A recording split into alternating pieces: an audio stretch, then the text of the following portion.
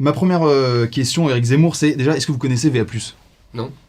Non. Bon bah très bien. Bonjour à tous et bienvenue dans cette nouvelle revue d'actualité. Au programme aujourd'hui, la mort de Maxime Blasco, la condamnation de Taha Bouaf ou encore les primaires écolos. Mais avant tout, comme d'habitude, je vous invite à liker, à commenter et à partager cette vidéo. C'est hyper important pour le référencement. Vous êtes sur VA+, et vous regardez la 60e revue d'actualité. C'est parti.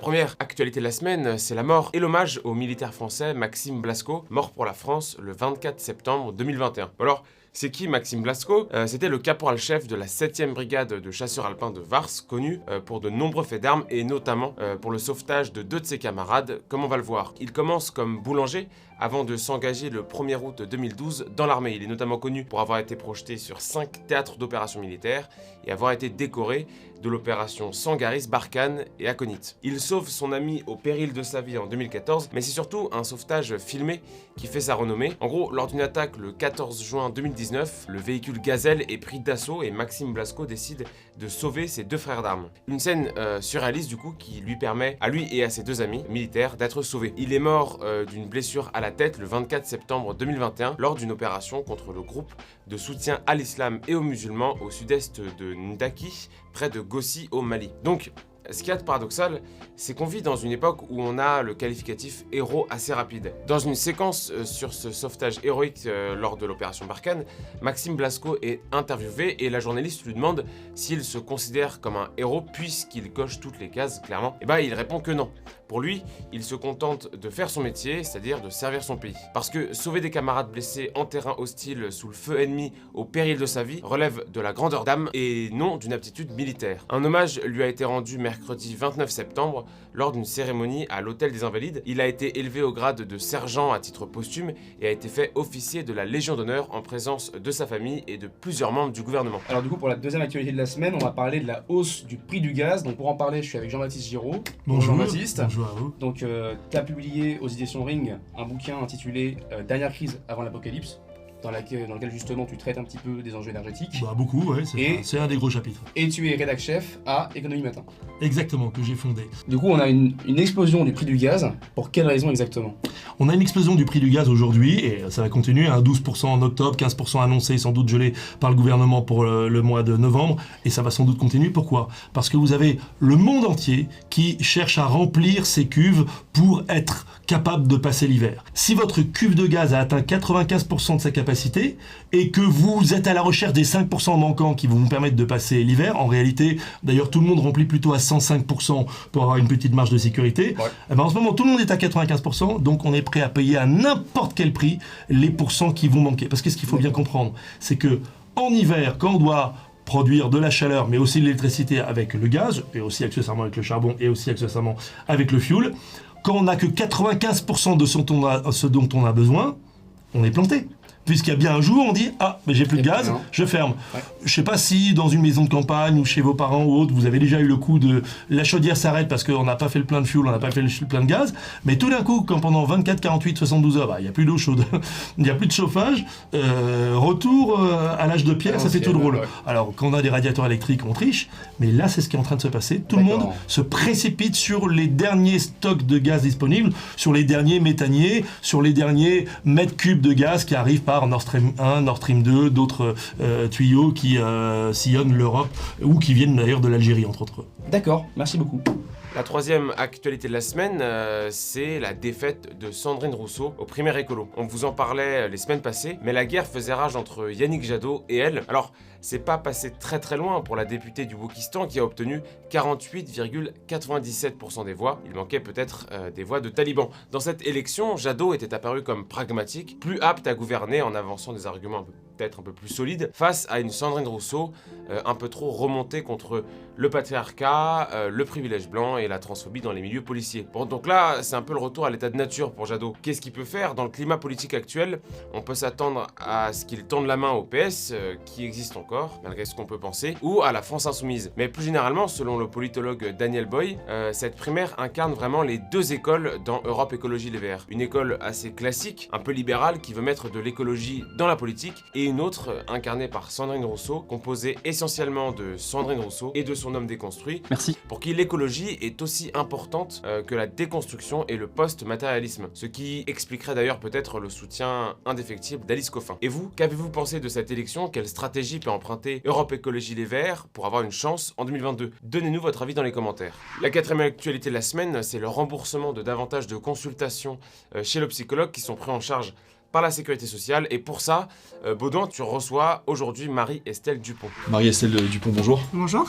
Vous êtes psychologue clinicienne spécialisée notamment dans les psychopathologies. Suite aux assises de la psychiatrie et de la santé mentale qui se déroulaient ces derniers jours, Emmanuel Macron a annoncé le remboursement par la sécurité sociale de consultations chez le psychologue. J'imagine que pour vous c'est une bonne nouvelle, mais est-ce que c'est pas aussi un signe d'une santé mentale assez grave des Français ? C'est pas nécessairement une bonne nouvelle en fait. Il y a beaucoup de psychologues qui se mobilisent contre cette mesure parce qu'à partir du moment où on dit remboursement des consultations par la sécurité sociale sur prescription d'un médecin, nous revenons en fait sur un texte de loi qui date déjà d'il y a quelques années, qui garantissait l'indépendance de notre pratique. Nous tenons à cette indépendance et nous ne voulons pas être paramédicalisés, nous ne voulons pas être considérés comme des kinés ou des podologues, c'est autre chose. Nous sommes en fait des spécialistes de la santé mentale et de la santé globale de l'individu, c'est-à-dire sa capacité à s'intégrer dans son environnement et à y trouver sa place et son identité. Pourquoi est-ce qu'un médecin déciderait que tel ou tel a un mal-être ou n'en a pas? De quelle manière un généraliste pourrait savoir quel psychologue convient à quel patient, puisqu'il s'agit évidemment d'abord et avant tout d'une rencontre humaine. Je crois aussi que ça révèle le fait que on ne peut plus nier qu'on a allumé des incendies psychiques un peu partout, que l'état de la santé mentale des enfants aussi bien que des personnes âgées s'est dégradé considérablement. Mais je ne crois pas qu'on éteindra ces incendies en saupoudrant avec des consultations remboursées, sachant que la gratuité n'existe évidemment pas et qu'il s'agit de l'argent des générations futures. Autre information qui vient de tomber, c'est l'étude de l'association des petits frères des pauvres qui estime à 1,5 million le nombre de personnes âgées dites en mort sociale, donc c'est-à-dire des personnes qui ne rencontrent jamais ou quasiment jamais d'autres personnes. Est-ce que vous l'imputez à la crise sanitaire ou bien c'est une hausse tendancielle de ces dernières années ? Alors évidemment la crise sanitaire, la crise c'est ce qui révèle le fond, donc c'était déjà là. Et puis ça a majoré considérablement, puisqu'en fait au nom de la santé, on a isolé. C'est-à-dire qu'au nom de la santé, on a supprimé tous les besoins autres qu'alimentaires des individus. Or l'être humain est d'abord un être de relation, vous n'êtes là que parce qu'à un moment donné, il y a une relation entre deux autres personnes. Donc cette mort sociale a été considérablement aggravée par le premier confinement, on l'a constaté, tous les syndromes de glissement des personnes âgées qu'on a voulu protéger, entre guillemets, et que finalement on a précipité dans le désespoir. Moi qui me disais, mais ma vie n'a plus de sens si je ne peux plus voir mes petits-enfants. Maintenant, c'était évidemment tendanciel, parce que notre société... très très axée sur la technologie en fait et plus tellement sur la spiritualité a énormément favorisé une fragmentation des liens, c'est-à-dire que bien souvent la personne de 90 ans est loin géographiquement de son enfant qui en a 60 et qui doit gérer des adolescents ou des grands enfants. Là c'est plus une question de technique seulement et de soins et de médecine, c'est comment est-ce qu'on fait pour cette population qui est quand même très importante en nombre, pour essayer d'avoir un maintien plutôt à domicile pour les personnes âgées que uniquement des EHPAD. D'abord parce qu'il n'y en a pas assez, ensuite parce que bien souvent les proches ne vont plus voir les personnes qui sont dans les EHPAD, et qu'on a observé en fait dans les études qu'en termes de déclin cognitif, 2 personnes âgées qui sont au même niveau sur le plan cognitif, l'une en EHPAD, l'autre maintenue chez elle avec des aides à domicile et de la visite, même la visite du facteur le matin, vous savez, c'est juste une interaction humaine qui stimule, ça change tout. C'est-à-dire que l'une va décliner très très vite et l'autre, en étant dans un environnement familier qu'elle connaît et avec laquelle finalement elle a un rapport affectif, va se maintenir beaucoup mieux. Donc je pense qu'il faudrait avoir une réflexion là-dessus sur des systèmes d'hospitalisation à domicile et de maintien à domicile des personnes âgées. Merci beaucoup Marie-Estelle Dupont. Je vous en prie. Alors, pour cette 5e actualité, à l'étranger, il paraît qu'il y aurait eu des élections en Allemagne. Armel, est-ce que tu peux venir pour nous en parler ? Alors oui, et c'est plutôt important car la chancelière que les Allemands surnommaient tendrement Mutti, maman, se prépare à quitter le pouvoir. Alors en résumé, quels ont été les résultats? Eh bien c'est un résultat peu triomphant pour Merkel et les siens puisque le candidat social-démocrate, SPD Olaf Scholz, sort devant avec 25,7% des voix. Le parti de Merkel, le CDU, sort deuxième avec un petit 24%. Anecdote ou pas, c'est le plus petit score de l'histoire du parti. Cela promet des négociations difficiles, notamment avec les Verts, pour former une coalition de gouvernement. Nous ne connaissons pas encore véritablement, à ce stade, le nouveau visage de la chancellerie. Et pour la France, qu'est-ce que ça va changer? On a parlé du couple Merkozy, de Merk-Hollande, puis de MNM, Macron et Merkel. Et c'est tout l'enjeu puisqu'il en va de la survie du couple franco-allemand.